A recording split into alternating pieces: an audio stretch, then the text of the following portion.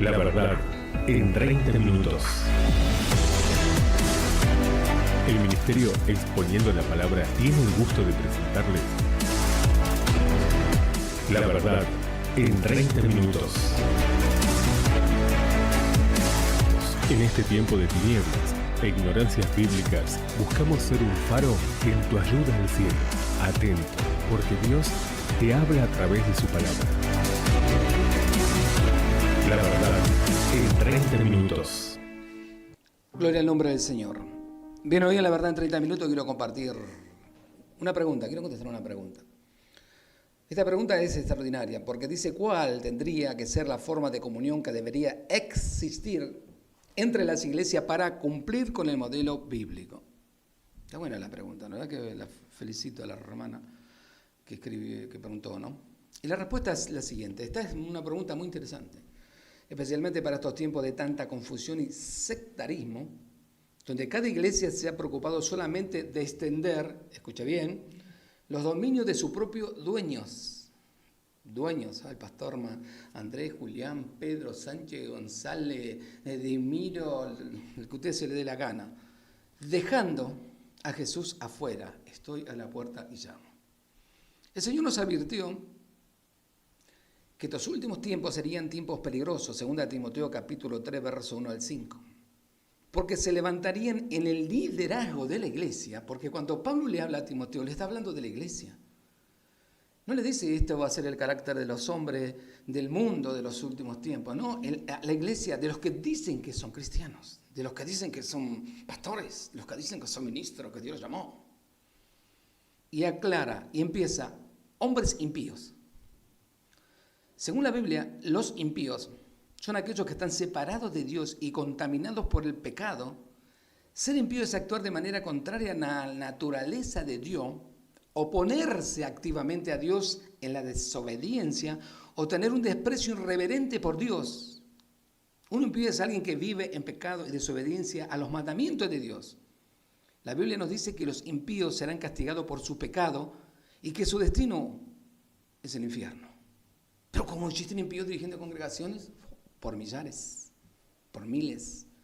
Mire John Osten, mire Maldonado, mire Luna, mire todos los que tenemos acá en la Argentina.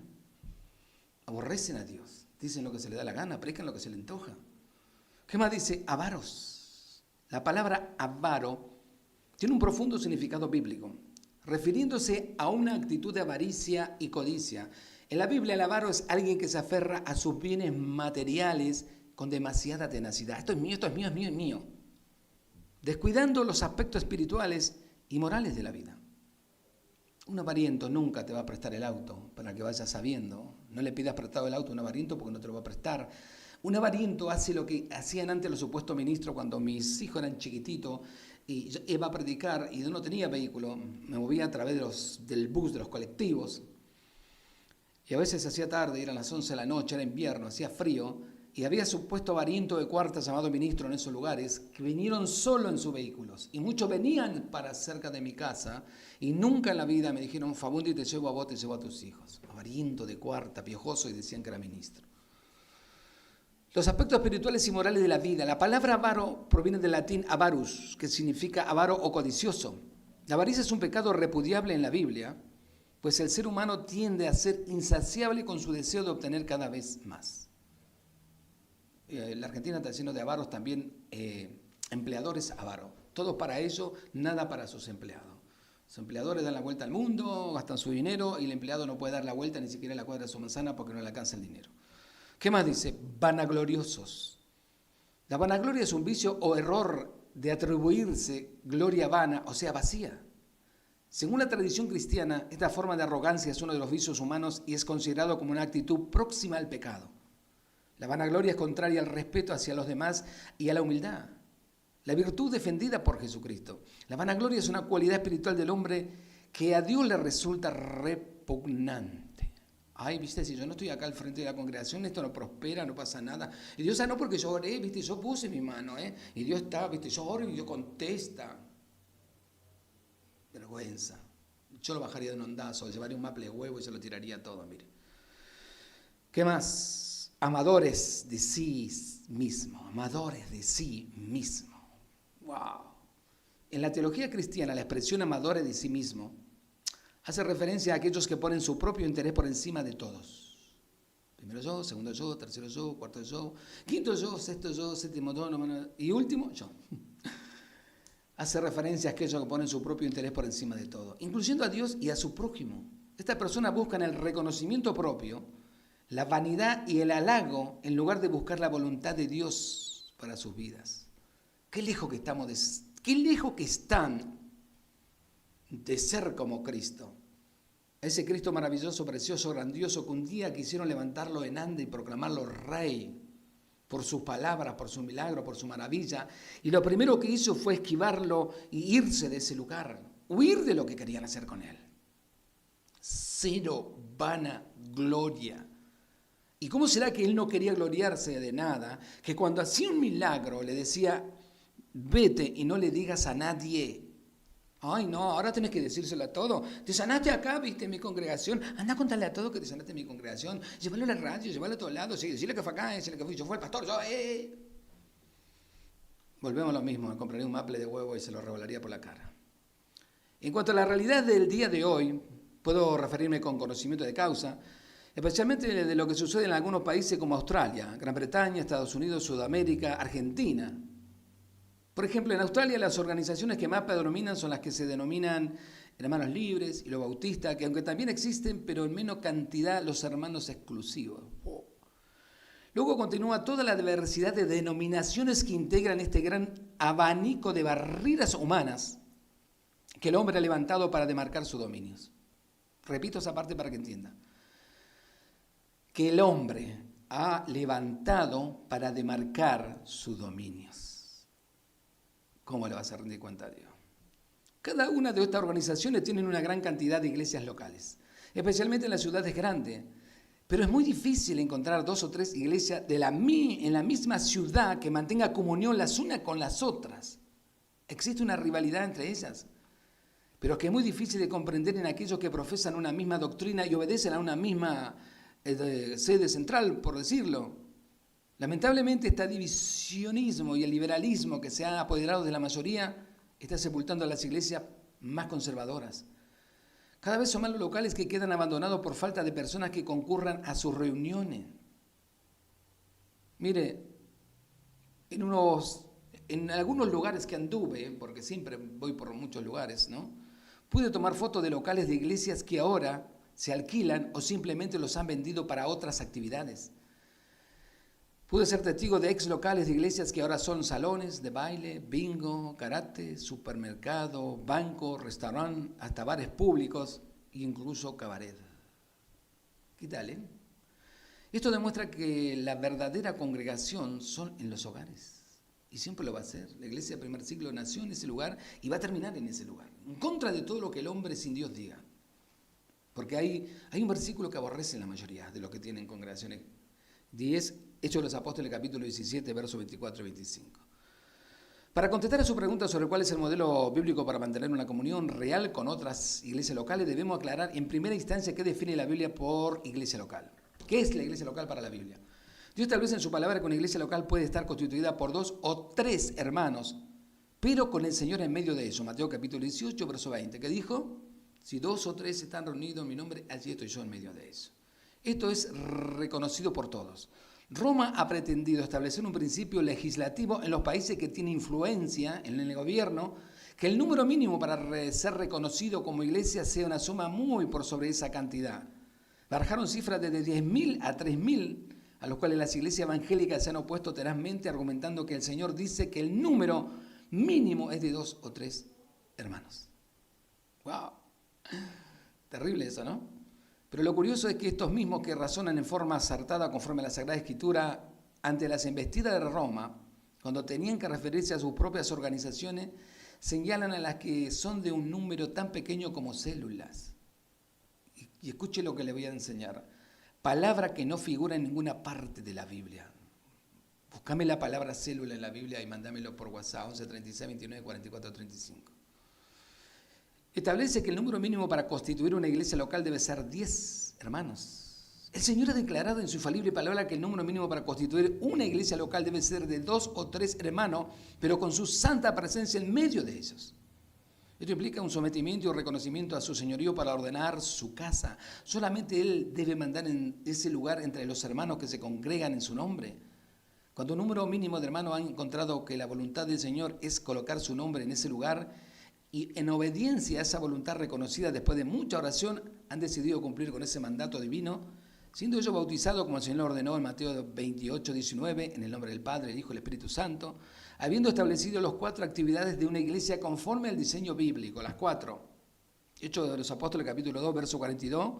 ¿Cuáles eran las 4? Perseverar en la doctrina, la comunión los unos con los otros, la cena del Señor y las oraciones. Entonces pasan a constituirse en la iglesia local de acuerdo al modelo establecido por el Señor en su palabra. La iglesia la forman los hermanos, no el lugar, no el local.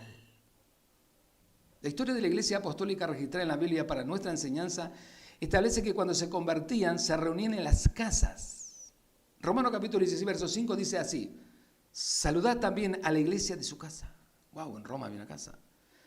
Colosenses 4:15 dice: saludad a Ninfas y a la iglesia que está en su casa. Ninfa tenía una iglesia en su casa. Filemón 2 dice: Arquito, saludo a Arquito y a la iglesia que está en su casa. Cuando nace la iglesia con el descenso del Espíritu Santo luego de la predicación del apóstol el día del Pentecostés, dice la palabra que se convirtieron como 3.000 personas. ¡Wow! Extraordinario, ¿no? Pregunto, ¿dónde se reunían todos esos hermanos? Dice el mismo pasaje que lo hacían en las casas. Naturalmente que no podían reunirse toda esa enorme cantidad de creyentes en una sola casa, por lo cual debieron de congregarse en diferentes hogares. Pero continuaba siendo una sola iglesia, la iglesia de Jerusalén. Aún después de varios años, mire, cuando el apóstol Pablo se reunió con los otros apóstoles en Jerusalén para aclarar algunos puntos del cristianismo, dice en Hechos capítulo 15, verso 4, y llegado a Jerusalén, fueron recibidos por la iglesia. No había denominación. No era bautista, metodista, presbiteriano, era la iglesia. Aunque existían quizás cientos de iglesias locales en esa ciudad, continuaba siendo una sola. ¿Cuál era? La iglesia de Jerusalén. Esa es la iglesia verdadera. No todos los kiosquitos que tenemos alrededor de acá de la radio y los que tengo allá por donde yo vivo y la que hay por todos los pueblos, esos son kiosquitos. A la luz de la palabra de Dios podemos ver que el Señor siempre tuvo en mente una iglesia local pequeña. Su tamaño quedó determinada por la obediencia a su mandato de participar en su cena, y escuche bien, con una sola copa y un solo pan. 1 Corintios 10, 16 y 17. Cuando una congregación no puede celebrar la cena del Señor como Él ha dispuesto con una sola copa, es porque ha sobrepasado el número establecido por Dios. El ejemplo bíblico determina que a pesar de ser una gran cantidad de pequeñas iglesias locales que se reunían en la misma ciudad, todas ellas tenían en común tan estrecha, una comunión tan estrecha, que se consideraban una sola. ¿Cómo fue posible esta maravilla en el día de hoy? Nos parece imposible. Pero ¿cómo fue posible esa maravilla? Simplemente porque el Señor estaba en medio de cada una de ellas y en toda era el Señor quien mandaba por medio de su palabra y la dirección del Espíritu Santo. La primera iglesia, ya lo dice el libro de Apocalipsis, y el Señor andaba en medio de eso. Y después empieza la segunda iglesia, la tercera, la cuarta, la quinta, y ya no la vemos más al Señor en medio de eso. O sea, a la última de todas, que es esta, ya la vemos en la puerta. Aquí estoy a la puerta y llamo. ¿Y quién negar que echaron a Jesús? Y se adueñaron. Bien, estas organizaciones humanas, con la coaccionar ni sede central que fuera su cabeza terrenal, se congregaban solamente alrededor de su palabra y solamente a ella decían amén. La comunión que existía entre la iglesia local era posible únicamente a través de la obediencia, sumisión, fidelidad y compromiso que cada una de ellas tenía. No con denominaciones algunas, sino que en forma exclusiva y directamente con el Señor. Eso es lo que falta en el día de hoy, obedecer primeramente al Señor antes que a los hombres. Pero como se maneja poder y dinero, vuelvo a repetir eso, pero como se maneja poder y dinero, cada uno hoy está velando por aumentar la frontera de sus feudos, alcahuete, chupamé y dinero, sin interesarse en mantener la cohesión del cuerpo de Cristo, que es su iglesia. El Señor se refiere en la Biblia a su iglesia porque Él fue quien la compró a precio de su sangre. Sin embargo, los hombres hablan livianamente en nuestros días de mi iglesia, y los líderes también lo definen como su iglesia, se han apropiado. indebidamente de lo que no les corresponde. El único dueño es el Señor. Todos los demás son usurpadores. Pero gracias sean dadas a Dios que el Señor siempre, en todas las edades y en todos los tiempos, se ha guardado un remanente fiel que nos ha doblado la rodilla ante Baal. Ya han persistido hermanos fieles que se han congregado en casas como los primeros cristianos y se han sometido únicamente a la ordenanza de su Señor.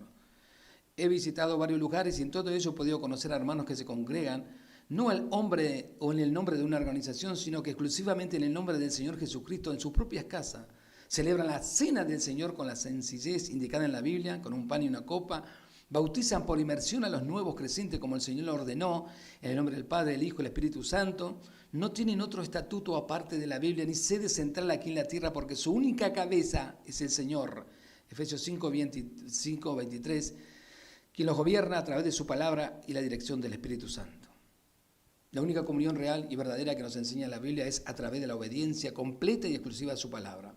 Los pactos y alianza ecuménica son uniones tan frágiles como lo es del hierro con el barro, porque estos siempre se establecen bajo compromiso, aunque sea en forma tácita, de no hablar sobre temas que puedan ofender, y más que nada a los otros, sacrificando la verdad de Dios. De eso se trata el ecumenismo. Si vos te unís al ecumenismo, no podés predicar la verdad. No podés decir que Jesús es el camino, la verdad y la vida, ni que la iglesia verdadera es Cristo, porque si no, automáticamente no tenés nada que ver con eso. Así que damos gracias a la hermana, ¿no?, que nos hizo esta pregunta. Recuerde bien claro, las iglesias nacieron en hogares y tenían una sola denominación, eran cristianas. No había otro nombre. El hombre fue destruyendo todo, el hombre fue destruyendo, fue haciéndose del dueño de esto, de aquello, del otro, como tenemos hoy en día. Es increíble cómo han crecido los kiosquitos a esto y los lugares. Y sin embargo, lo peor de todo es que en su mayoría no predican al Cristo de la Biblia. Porque estamos en una época mala donde dice que en estos tiempos se levantarían falsos, se pelean y dividen las congregaciones y van y predican cualquier cosa. Así surgieron todas las ramas que tenemos en la realidad de hoy y las herejías que están predicando. Por eso tenemos tanta gente que miente, que engaña. Y ¿sabe lo peor de todos? El bill metal, el dinero está de por medio. Muchos dicen, vamos a hacernos pastores y vamos a predicar y vamos a ganar mucho dinero. ¿Saben por qué? Porque ven a una enorme cantidad ignorante detrás de cualquiera, que le predica cualquier barrabasada y van y ponen su dinero. Pero sabe, la palabra de Dios dice bien claro que le rendiremos cuenta un día a Dios de todo lo que hagamos. Si hicimos las cosas bien, Él nos dirá, bien, buen siervo fiel, en lo poco me fuiste fiel, sobre mucho te pondré. Y si hicimos las cosas malas o las hicimos para nosotros por vanagloria, Él nos mirará y nos dirá, apártate de mí, no te conozco. Porque esa es la única verdad. Hay dos caminos. El camino de salvación, que es el camino que vamos por el que Dios nos indica, o el camino que es el infierno, que es aquello que Dios no quiere, porque Dios no hizo el infierno para los hombres, recuérdelo, Él hizo para el diablo y sus ángeles, pero los hombres irán ahí por no obedecer a Dios y obedecer al diablo. Es cosa seria ser un cristiano. Así que recuerde, su vecino, sus familiares, su pariente, sus amigos, los compañeros de la fábrica donde trabaja o el lugar que está, usted le dijo que era cristiano. Eso no tiene en Biblia. La única Biblia que ellos están leyendo es su vida. Y espero como decía el apóstol Pablo, vosotros sois cartas leídas de que ellos estén viendo un verdadero cristiano en toda su forma, en su costumbre, su andar, su hablar y su proceder, porque de lo contrario nunca van a creer que hay un Cristo de verdad. Así que tengamos cuidado, ¿sí? Y seamos cristianos de verdad. Recuerde, la iglesia primitiva nació en los hogares sin denominaciones y todos predicaban una misma causa y vivían por una misma causa. El otro día charlando con un hermano le decía, mira, los testigos de Jehová no se dividen, van todos para el mismo lado, mintiendo, pero van todos para atrás de la misma mentira. No se traicionan. Todos tienen un objetivo, una meta, un propósito y van todos tras de eso. Los musulmanes, los católicos, la mayoría de las falsas religiones van detrás de ese objetivo que se propusieron. Sin embargo, el cristianismo, usted lo ve, más dividido que partidos políticos. Pero quiera Dios que seamos ese pequeño remanente que Él está preservando para que cuando suene la trompeta volemos para el reino de los cielos. Así que Dios los bendiga. Aún está a tiempo de que pueda arrepentirse y conocer al Señor. Le damos gracias por su tiempo con el ministerio Exponiendo la Palabra. Será hasta el próximo encuentro en La Verdad en 30 minutos. Muchas gracias.